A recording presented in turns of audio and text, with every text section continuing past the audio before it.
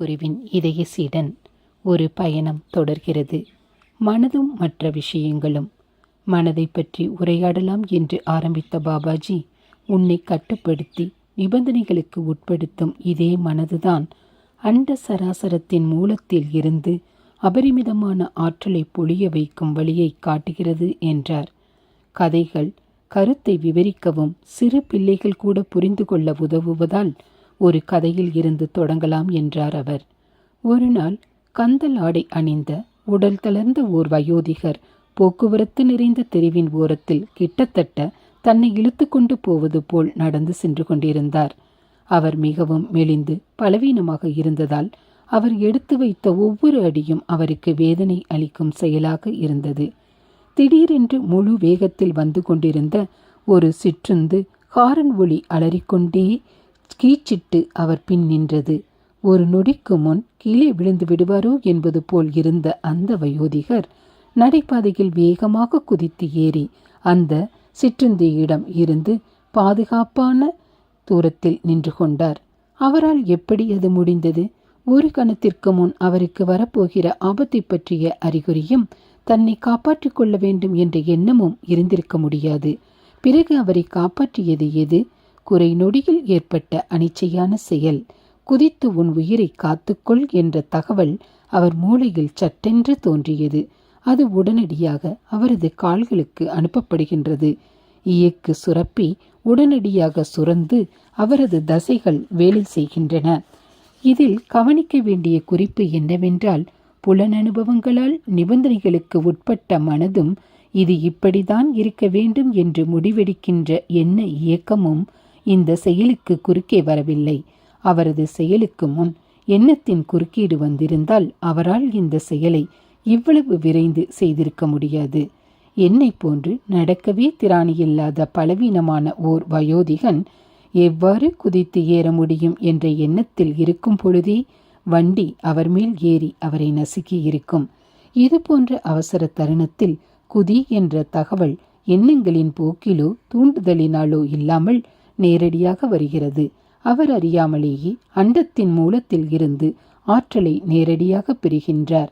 இவர் இது போன்ற அதீத ஆற்றலை அறியாமல் பெற்றதை யோகியால் அறிந்து பெற முடியும். யோகி தன் மனதில் எப்பொழுதும் உண்டாகும் அதிர்வையும் சலனத்தையும் அடக்கும் யுக்தியை கற்றியிருக்கின்றார். அதனால் அவருக்கு தேவைப்படும் பொழுது அண்டத்தில் இருந்து ஆற்றலை பெறும் வகையில் தன்னை தயார் நிலையில் வைத்திருக்கின்றார். யோகாவின் தலை சிறந்த படைப்பான பதஞ்சலி யோக சூத்திரத்தின் முதல் வரியான யோக சித்தவருத்தி நிரோத் என்பதன் ரகசியம் இதுதான். நினைவுகள் என்ற சித்தத்தில் ஏற்படுகின்ற சலன அலைகளான விருத்திகளை நீக்குவதே யோகா. இதன் மூலம்தான் யோகிகளுக்கு அண்டத்தின் அறிவையும் ஆற்றலையும் அணுகும் வழி கிடைக்கின்றது. பெறுவதற்கான திறன் மட்டுமின்றி நான்காவது பரிமாணத்திற்கு தகவல்களை அனுப்பி விடைபெறும் திறனையும் வளர்த்துக் கொள்கின்றார். மனதின் இருப்பிடமான மூளையை உபயோகித்து யோகி இதை செய்கின்றார். அதிலும் மூளையின் இரண்டு முக்கியமான மையங்களான ஆக்ஞா மற்றும் சகஸ்ராரா என்று யோகிகளின் வார்த்தைகளில் அழைக்கப்படும் சக்கரங்களை உபயோகப்படுத்துகின்றார். இங்கு சக்கரம் என்பது ஓர் சுழற்சி போன்று சங்கமிக்கும் ஒரு பகுதியை குறிக்கிறது.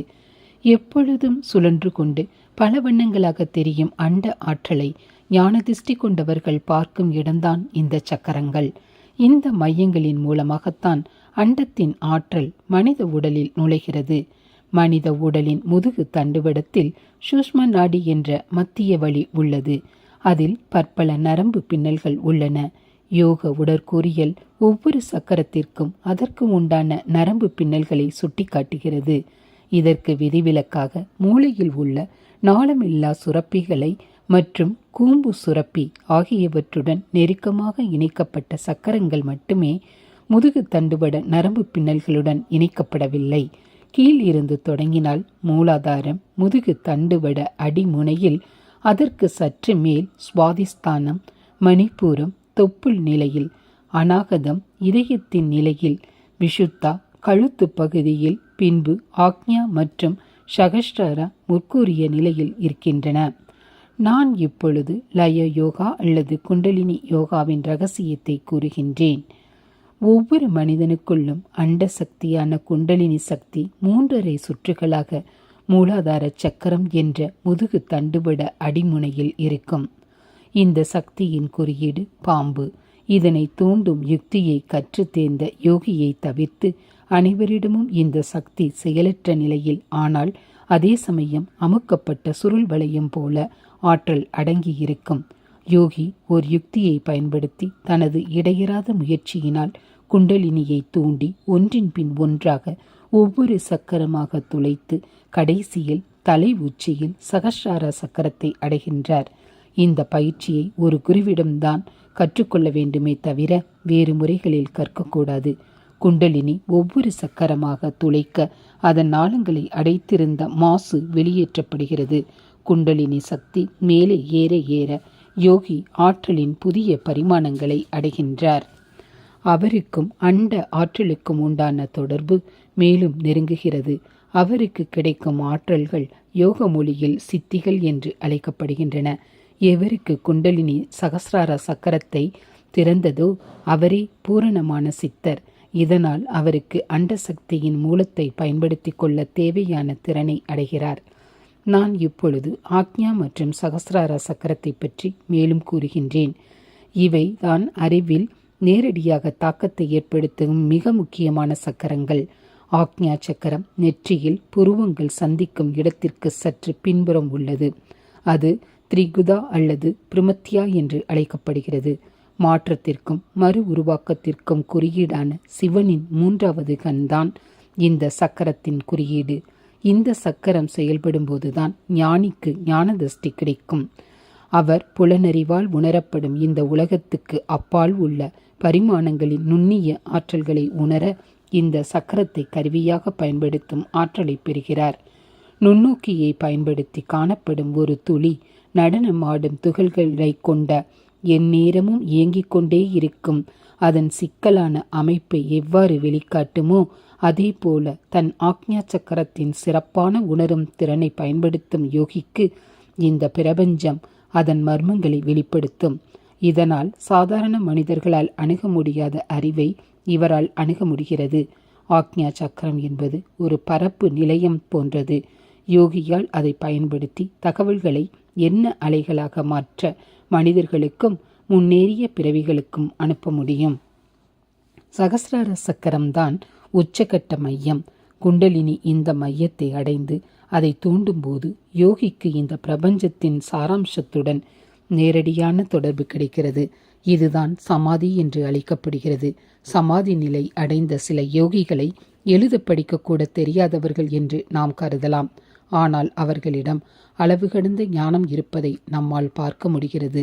நம்மால் புரிந்து கொள்ளக்கூடிய எந்த வேலையும் செய்யாததால் கூம்பு சுரப்பி என்ற உறுப்பு பரிணாம வளர்ச்சியில் மறைந்து வரும் உறுப்பு என்று ஒரு சிலரால் கருதப்படுகிறது.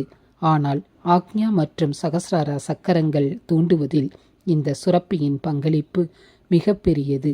இந்த சக்திகளை எப்படி கட்டுப்பாட்டில் கொண்டு வந்து பயன்படுத்துவது என்பதை நான் பிறகு கூறுகிறேன்.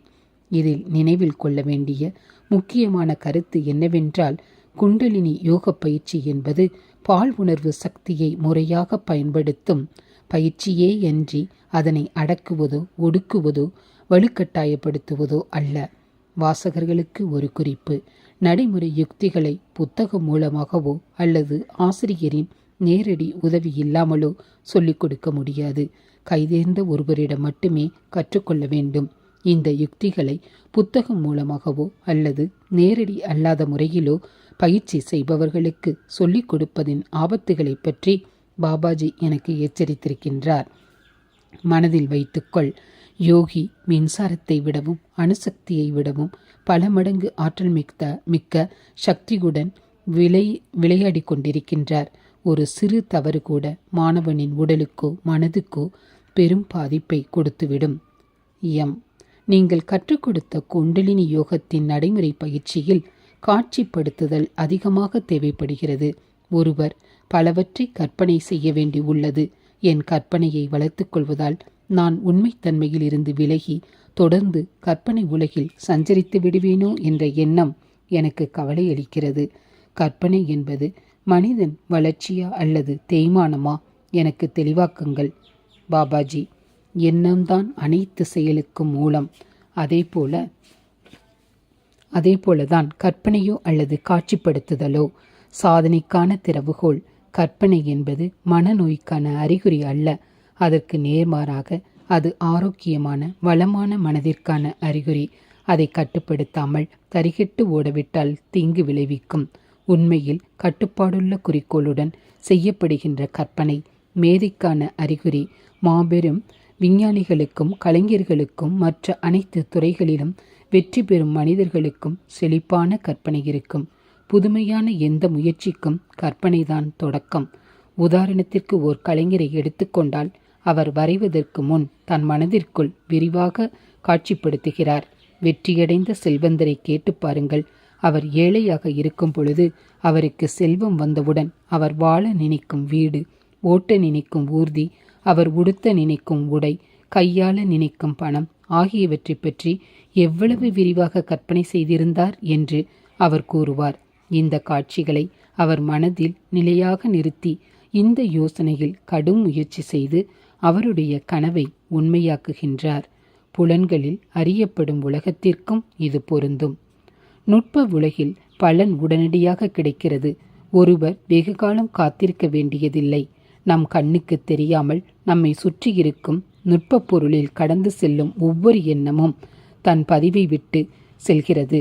ஒரு குறிப்பிட்ட காட்சியை வேண்டுமென்றே காட்சிப்படுத்தினால் அதுவும் அதன் நிறம், உருவம், வடிவம் போன்ற மேலும் பலவற்றை சேர்த்து காட்சிப்படுத்தும் போது ஒரு வலுவான காட்சி நுட்ப உலகத்தில் உருவாக்கப்படுகிறது.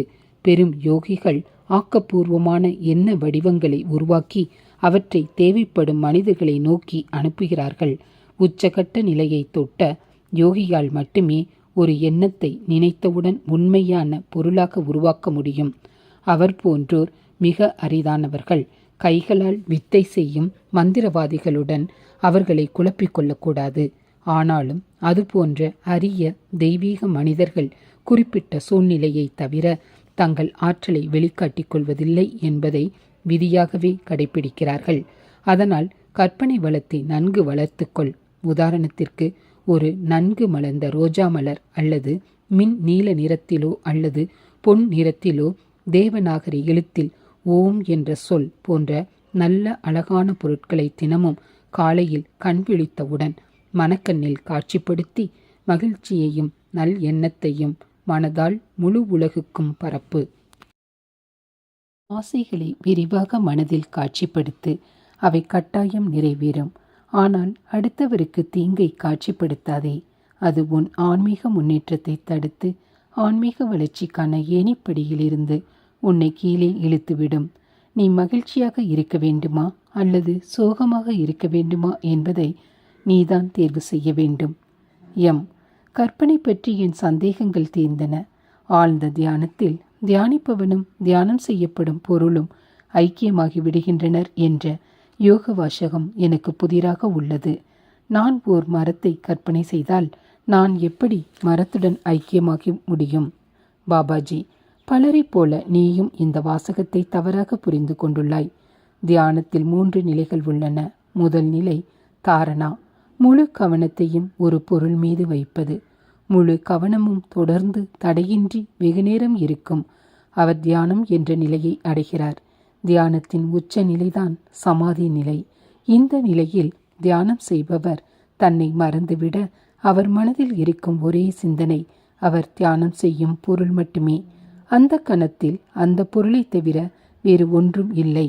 இந்த நிலையில் அந்த பொருள் அடுக்கடுக்காக பிரித்து அதை பற்றிய அனைத்து விதமான அறிவையும் யோகி பெறுகின்றார்.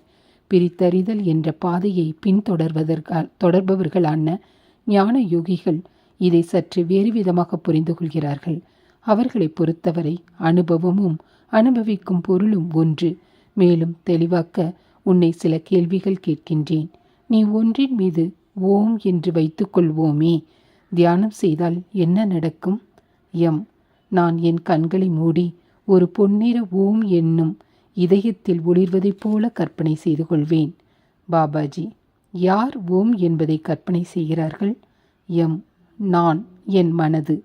பாபாஜி, நீ நான் என்று கூறுவது உன்னுடைய எண்ணங்களின் தொகுப்பாகிய உன் மனது, உன்னுடைய கடந்த கால அனுபவங்கள், உன்னுடைய உணர்ச்சிகள், உன்னுடைய எதிரி வினைகள் என்பதைத்தானே குறிக்கின்றது. ஆம், உண்மைதான் பாபாஜி. நீ உன் மனதில் காட்சிப்படுத்திய ஓம் உன்னுடைய மற்றும் ஒரு எண்ணம், அந்த எண்ணமும் உன் மனதின் அங்கமல்லவா? ஆம் பாபாஜி. அதனால் நான் என்ற உன் எண்ணங்களின் தொகுப்புக்கும் உன் மனதில் காட்சிப்படுத்தப்பட்ட ஓம் என்பதற்கும் உள்ள வேறுபாடு உன் மனதால் ஏற்படுத்தப்பட்ட ஓர் செயற்கை தடுப்புதானே. அனுபவமும் அனுபவிக்கப்படுவதும் மனமாகிய எண்ணம் தானே. பின் இரண்டிற்கும் பேதம் எங்கே உள்ளது? அவை இரண்டும் எண்ணங்களின் தொகுப்பான மனமே. நீங்கள் சொல்வது எனக்கு புரிகிறது பாபாஜி. செயற்கை தடுப்பு மறைந்ததும் மீதம் இருப்பது எண்ணங்கள் தோன்றி மறையும் களம் மட்டுமே. எண்ணங்கள் தோன்றி மறைவதை நன்றாக உணர்ந்து பார்க்கும் பார்வையாளரான நான் நிற்காத எண்ண அலைகளின் ஓர் அங்கம் என்று உணரும் போது என் மனது அமைதியடைய ஆரம்பிக்கிறது. இந்த தருணத்தில் என் சுயமுயற்சி இல்லாமலேயே தியான நிலைக்கு சென்றேன். எவ்வளவு நேரம் அதுபோல் இருந்திருப்பேன் என்று ஞாபகம் இல்லை. இடைவிடாத எண்ண அலைகள் தங்கள் அடையாளத்தை இழந்து அதன் மூலத்துடன் ஐக்கியமாகி இருக்க வேண்டும். ஏன் எனில் அந்த நிலையில் இருந்து வெளியே வந்தபோது வார்த்தையால் விவரிக்க முடியாத சிறப்பானதொரு பேரானந்தமும் அமைதியும் இருந்ததை நான் உணர்ந்தேன். இந்த நிலையில் நான் இருந்ததை பாபாஜி அறிந்திருக்க வேண்டும். ஏனென்றால் பாபாஜி, உனக்கு ஆசீர்வாதங்கள். மனம் என்கின்ற எண்ணங்களின் களத்தில் நீயும் ஓர் பகுதிதான் என்பதை முழுமையாக உணர்ந்து அமைதி பெருங்கடலை தொடர்ந்து அனுபவித்தால் உன் வரம்புகளுக்கு உட்பட்ட அடையாளத்தை நீ தொலைக்கலாம். மீதம் இருப்பது வரம்பற்ற எண்ணங்களற்ற உண்மைத்தன்மை, பரமசாந்தம் என்று கூறினார். பிராணயாமம் தியானத்திற்கு பெரிதும் உதவும் என்று கருதப்படுகின்றதா பாபாஜி? யோகிக்கு அது எவ்வாறு உதவுகிறது? பாபாஜி, ஒரு தவறான கருத்தின் மையக்கருவை நீ தொட்டிருக்கிறாய். பிராணாயாமத்தை தியானத்திற்கும் யோக பயிற்சிக்கும் மட்டும் தொடர்பு படுத்துவது பொதுவாக எல்லோரும் செய்யும் ஓர் தவறு. பிராணயாமம் என்பது ஒரு விஞ்ஞானம் என்பதை தெளிவுபடுத்த விரும்புகின்றேன். அனைவரும் அவர்களின் நன்மைக்காக அதை முறையாக செய்ய வேண்டும். யோகிக்கு உதவுவது போல அனைவருக்கும் இது உதவும். மற்ற யோக பயிற்சி செய்யும் மாணவர்களுக்கு கிடைக்காத சில நடைமுறை குறிப்புகளை உனக்கு சொல்லிக் கொடுக்கின்றேன்.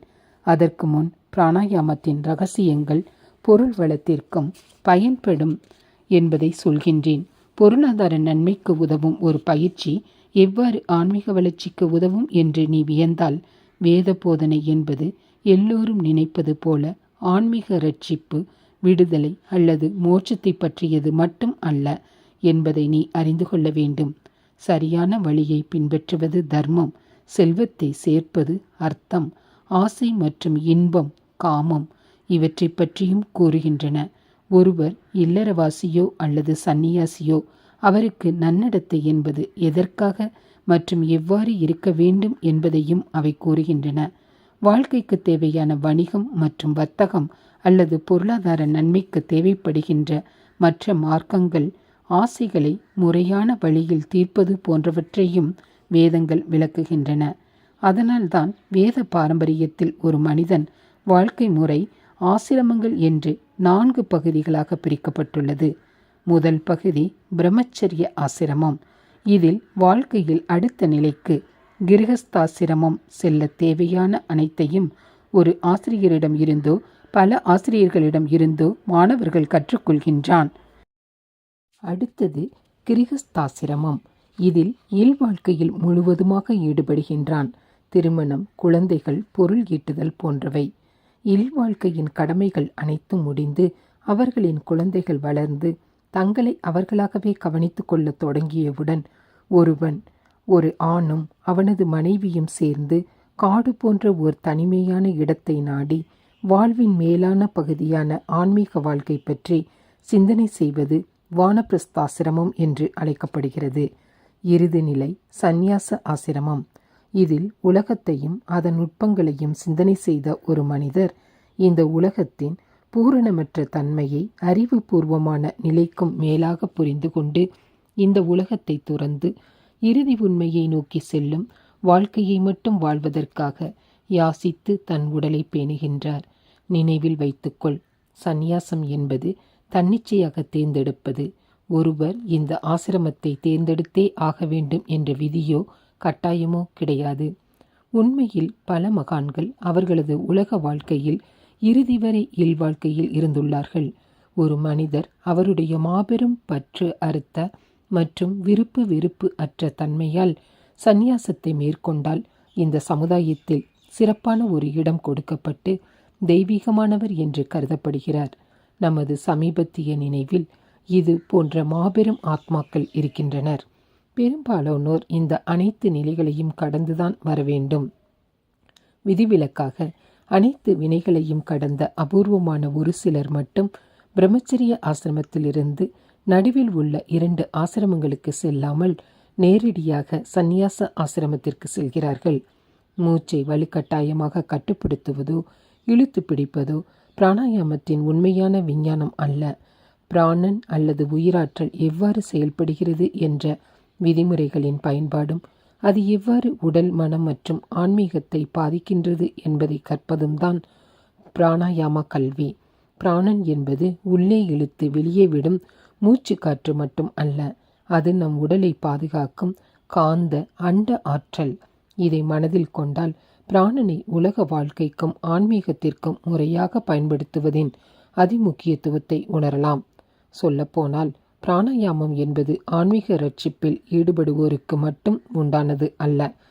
அன்றாட அலுவல்களில் உழன்று வருபவர்கள் கூட பிராணாயாமத்தை பயன்படுத்தி பொருளாதார நன்மை அடையலாம். அவர்கள் பொருளாதார நன்மையை அடைந்த பின் கூட இந்த பயிற்சியை தொடர்ந்து மேற்கொண்டால் தன் பிராணனை முறையாக கட்டுப்படுத்தியதால் மெல்ல மெல்ல ஆன்மீக பாதையில் நுழைவதற்கு வாய்ப்பு உள்ளது.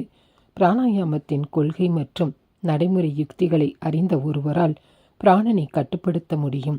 நாம் தூங்கும்போது தலையை தெற்கு திசையிலும் கால்களை வடக்கு திசையிலும் வைத்து தூங்கினால் பதற்றம் இல்லாத நிம்மதியான தூக்கம் கிடைக்கும்.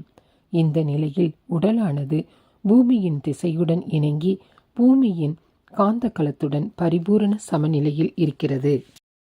பிராணன் செல்லும் வழிகளை பற்றி நான் உனக்கு இப்போது சொல்கின்றேன். யோக சாஸ்திரத்தின்படி, முக்கியமாக சிவ சம்ஹிதாவின் படி, நரம்பு மண்டலம் 72,000 நரம்புகள் அல்லது நாடிகளை கொண்டு நேர்த்தியாக பின்னி பிணைந்து இருக்கிறது. இவற்றில் நடைமுறை யோக கண்ணோட்டத்தில் 3 வழிகள் மட்டும் மிக முக்கியமான வழிகளாக கருதப்படுகின்றன. அவை சுசும்னா, இடா மற்றும் பிங்களா. சுசும்னா உறுப்பின் வழியாகத்தான் சக்தி கடத்தப்படுகிறது. இடா மற்றும் பிங்கள உறுப்புகள் மனித உடலின் அனிச்சை செயல்களை கட்டுப்படுத்துகின்றன. இந்த உறுப்புகளை ஆன்மீகத்தில் முன்னேறிய ஒரு யோகியால் நினைத்தபடி செயல்பட வைக்க முடியும்.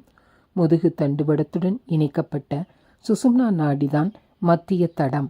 இடா மற்றும் பிங்களா இவற்றுக்கு 2 பக்கத்திலும் உள்ளன.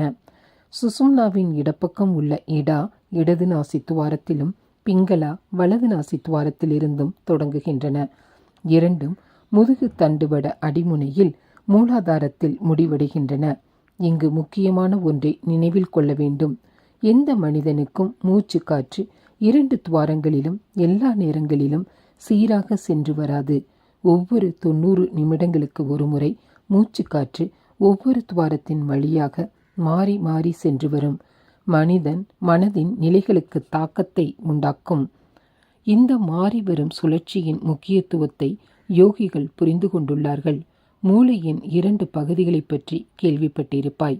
உடலின் இடது பகுதியை கட்டுப்படுத்தும் வலது பக்க மூளை பார்வைக்குரிய கற்பனை வளம், இசை, ரசனை, உள்வுணர்வு ஆகியவற்றை நிர்வகிக்கிறது. உடலின் வலது பகுதியை கட்டுப்படுத்தும் இடது பக்க மூளை மொழி, தர்க்கம், பகுத்தாய்வது, லய உணர்வு ஆகியவற்றை நிர்வகிக்கிறது. யோகி தன் இடைவிடாத பிராணாயாம பயிற்சியின் மூலம் மூளையின் 2 பகுதிகளையும் தான் விரும்பும்போது செயல்படுத்துவதில் வல்லுநர் ஆகின்றார். மத மார்க்கத்தில் நம்பிக்கையின் நிலைப்பாட்டை சற்று விளக்க முடியுமா?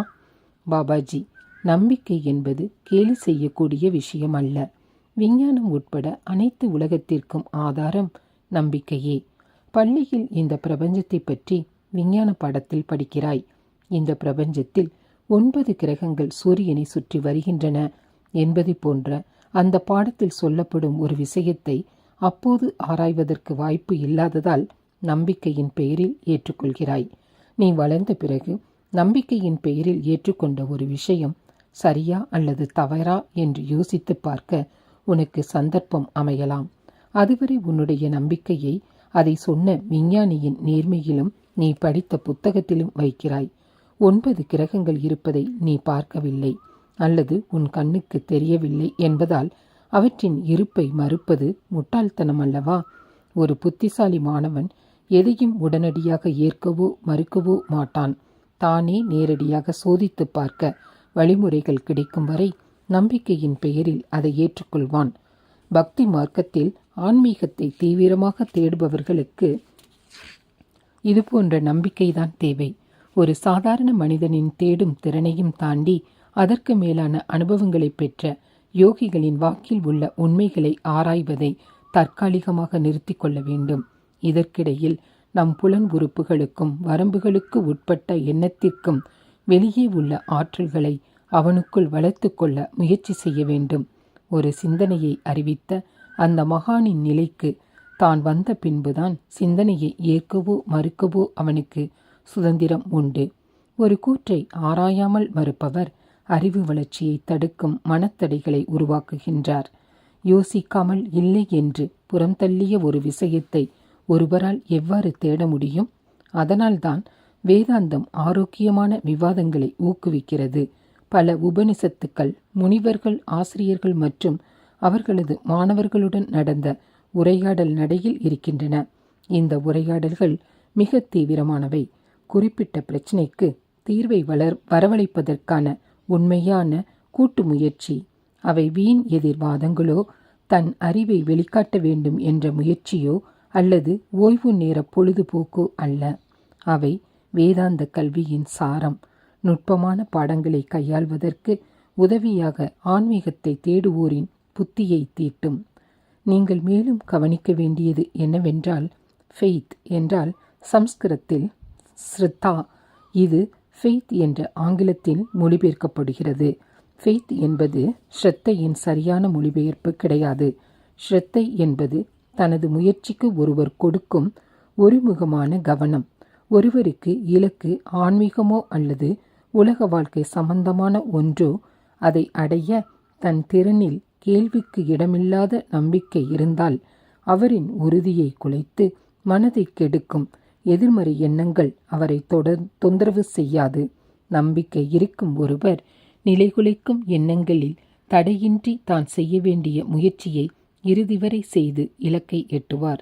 அதனால்தான் நம்பிக்கை மலைகளை கூட நகர்த்தும் என்று நாம் கூறுகின்றோம். அதுபோன்ற நம்பிக்கை காரண அறிவுடன் முரண்படாமல் அதற்கு துணையாக இருக்கும் உன்னுள் இருக்கும் அடிப்படையான தெய்வத்தன்மையில் நம்பிக்கை வை மகனே. முடியாது என்று தோன்றும் விஷயங்களை உன்னால் அடைய முடியும். தகவல்களையும் அனுபவங்களையும் நீயே சேகரித்து உன் நம்பிக்கையை சோதனை செய்.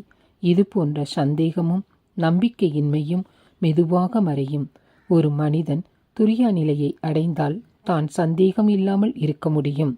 அனைத்திற்கும் ஒரு வரம்பு இருப்பதைப் போல தொடர்ந்து கொடுக்கும் போதனைக்கும் ஒரு வரம்பு உள்ளது. அதிகமாக கற்பித்தால் உன் மனது அதை ஏற்காமல் வீணடித்துவிடும். குறைவாக கற்பித்தால் கற்க வேண்டியது இவ்வளவுதான் என்று நினைத்து அனைத்தையும் அறிந்தாயிற்று என்று உன் மனது நினைத்துவிடும். நீ கற்பதற்கு காட்டும் ஆர்வம் நீ உன் அறியாமையை உணர்ந்துள்ளாய் என்பதை காட்டுகிறது. இது நல்ல அறிகுறி, உண்மையான மாணவனின் அடையாளம்.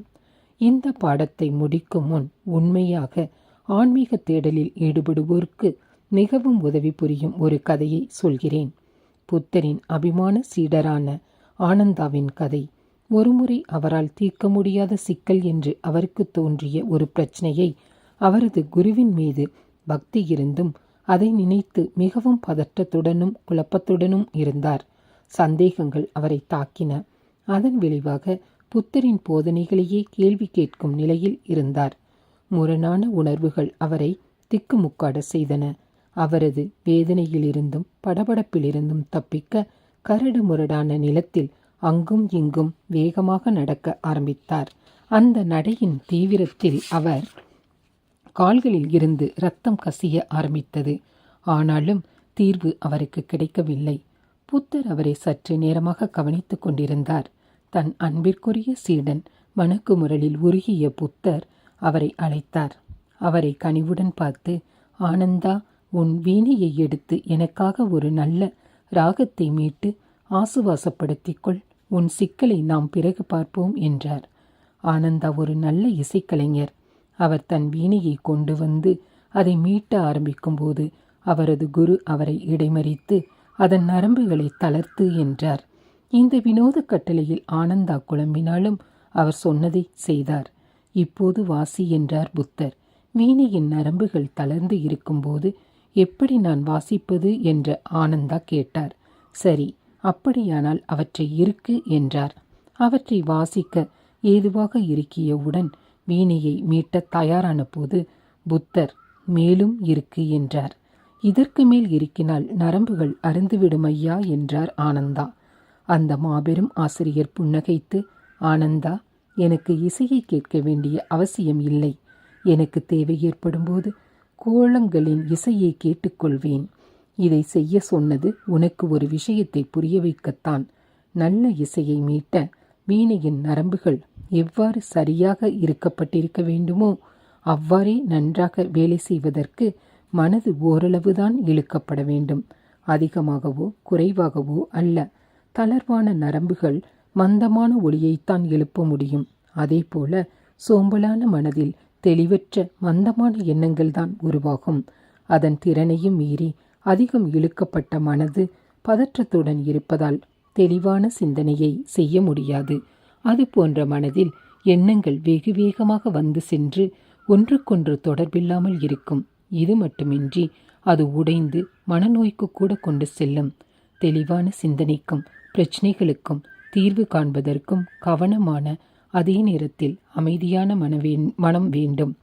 மனதை இறுக்கமாக வைத்து கொள்ளாமல் அமைதியாக ஆனால் உன்னிப்பாக இருந்தால் மனதை ஒருமுகப்படுத்த முடியும். ஆனந்தா போன்ற மகாத்மாக்களுக்கு எப்போதாவது அரிதாக இது போன்ற மனநிலை வரும். அடிக்கடி சந்தேகம் எழும். என்னை போன்ற சாமானியர்கள் என்ன செய்வது? என்னை சந்தேகம் தாக்கும்போது என்ன செய்வது? பாபாஜி, இது உனக்கு மட்டும் ஏற்படும் வினோத நிகழ்வு அல்ல. ஒவ்வொரு உண்மையான ஆன்மீக ஈடுபாடு கொண்டவர்களுக்கும் இது போன்ற இருண்ட மனநிலை வரும். இவை ஆன்மீகத்தில் ஈடுபடுவோரின் உண்மையை சோதிக்க இயற்கையின் இருண்ட சக்திகள் பயன்படுத்தும் கருவி. பல பெரிய துறவிகள் இது போன்ற மனநிலையில் இருந்திருக்கிறார்கள். ஆன்மீக வழக்கத்தில் இந்த மனநிலைக்கு ஆத்மாவின் இருண்ட இரவு என்று பெயர். கலங்காதே, இந்த மனநிலையும் கடந்து செல்லும். இது போன்ற மனநிலை வரும்போது அமைதியை தியானம் செய். ஓம் என்ற மந்திரத்தை சொல்லி ஜெபி. இல்லை என்றால் நல்ல இதமான சங்கீதத்தை கேள். எந்த ஒரு தீவிர முடிவையும் இந்த மனோநிலையில் எடுக்கக்கூடாது. இந்த பதற்றத்திலிருந்து உன் மனது வெளிவரும் வரை பொறுத்திரு. பிராணாயாமத்தின் நுணுக்கங்களை தெரிந்து வைத்திருப்பவர் இந்த மனோநிலையிலிருந்து எளிதில் வெளியே வரலாம். இருண்ட இரவு முடிந்ததும் ஒரு புதிய நாள் உதிக்கும். உன்னால் தெளிவாக சிந்திக்க முடியும். உன் மனது தானாகவே ஆன்மீக பேரானந்தத்தை அனுபவிக்கும் திறனை அடையும் போது அடுத்தவர்கள் சொல்லிக் கொடுத்ததிலும் படித்ததிலும் இருக்கும் சார்பு குறைந்து செய்முறை பயிற்சிகள் வெறும் கொள்கை அறிவை நீக்க உன் ஐயங்கள் மறைந்து உன் ஆன்மீக பாதையின் முன்னேற்றம் துரிதப்படுத்தப்படும். ஓம் தத் சச்.